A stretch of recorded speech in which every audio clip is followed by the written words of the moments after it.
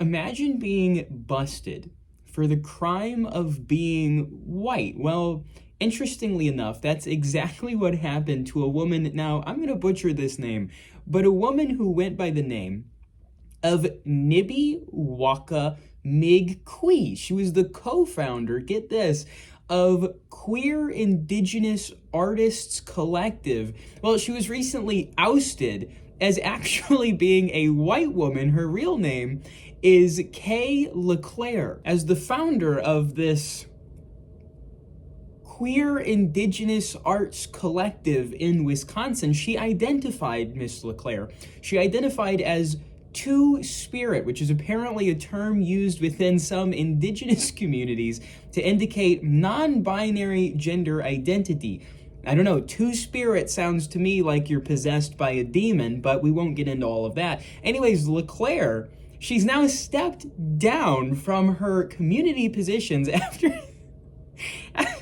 after being accused, get this terrible crime, after accused of being white. Apparently, she claimed that she was, now again, I'm going to butcher these. Before y'all snowflake, liberal, race-baiting people come at me, get over it. She claimed to have some sort of heritage within the Metis Oneida, Anishinaabe, Haudenosaunee, Cuban, and Jewish communities. However, somebody went into her online genetic records. I don't know, maybe she did like a 23andMe or something.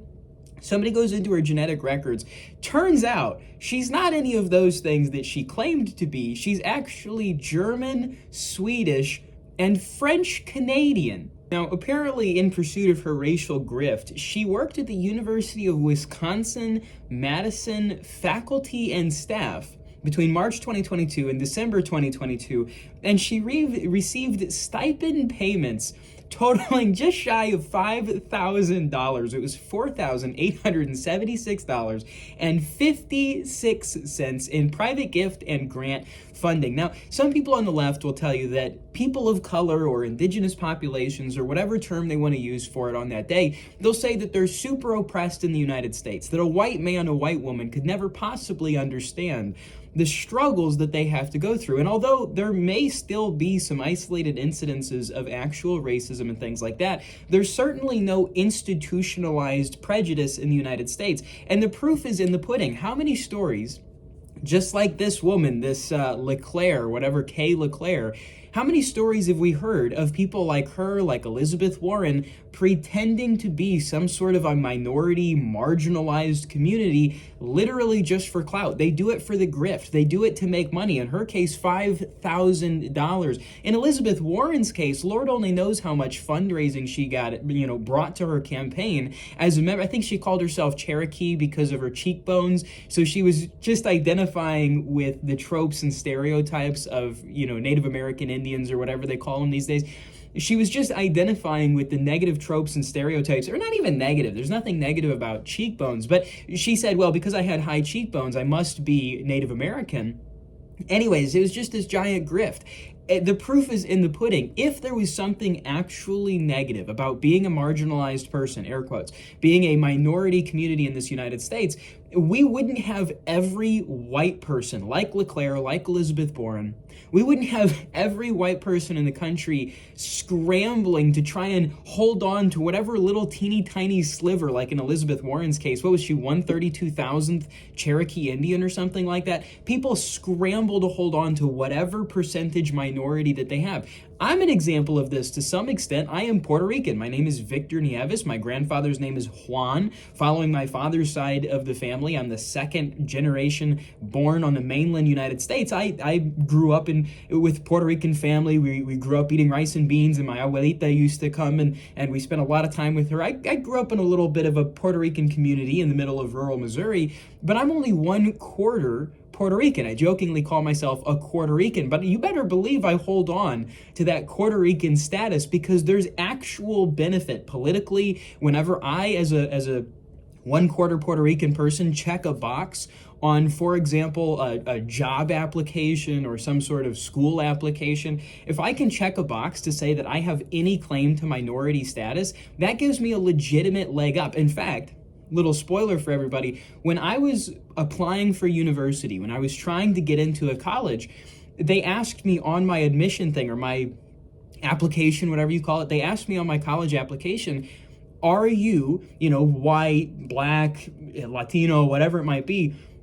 And I purposefully did not check the box to say that I was Hispanic, because I knew it would have given me like an affirmative action leg up. I knew for sure that if I would have told them that I was, 25% Puerto Rican, they'd see my last name, Nieves is an incredibly Puerto Rican last name, that I would have an unfair advantage. And I didn't want to have to wonder for the rest of my life, because let's be honest, I didn't have the greatest grades in high school. I had a really good ACT score because I actually tried on that, got like a 33 or something on reading or whatever. Anyway, I was very surprised by that, but that's neither here nor there. My high school GPA really wasn't very good.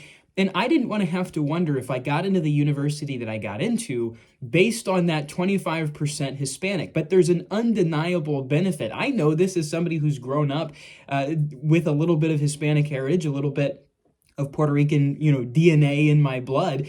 I've known that will, in certain circumstances, give me a leg up. I've never found a circumstance where I want to lean into the 75%, European or whatever I am. I've never been like, that'll give me a leg up. That'll give me an advantage on that job application. That'll give me an advantage on that college application. It simply doesn't exist. But the proof is in the pudding that there is some claim to marginalized status that gives you a benefit. And I just think it's so ridiculously ironic that we have people like this two-spirited, genderqueer, indigenous artist collective, whatever, who gets ousted for the crime of being white. And then she acts all guilty. She gave away all of her indigenous things, all of her gifts she had given, her headdress and stuff. You want to talk about cultural appropriation? This lady, LeClaire, is like the greatest example of cultural appropriation ever. But folks, this is so absolutely ridiculous. I hope you got a kick out of it. I got a kick out of this story. If you like the YouTube content, I'm going to try and keep posting a little bit more. I know the production value is not what you're used to. YouTube is man, I tell you what, real quick. YouTube is like, the production value on here is better than some primetime TV shows. How am I supposed to compete with that? I'm a guy recording this on an iPhone 13, just sitting here in my room. Like, I don't have a professional editor. I don't have a full-time staff. I'm just bringing this stuff to you. So my apologies if the production value is not exactly what you're used to, but we're still going to make some content on here. We're still going to do all that. So like, share, comment, subscribe if you haven't already. Until next time, keep me in your prayers. Keep your country in your prayers. That's all I got for you. God bless.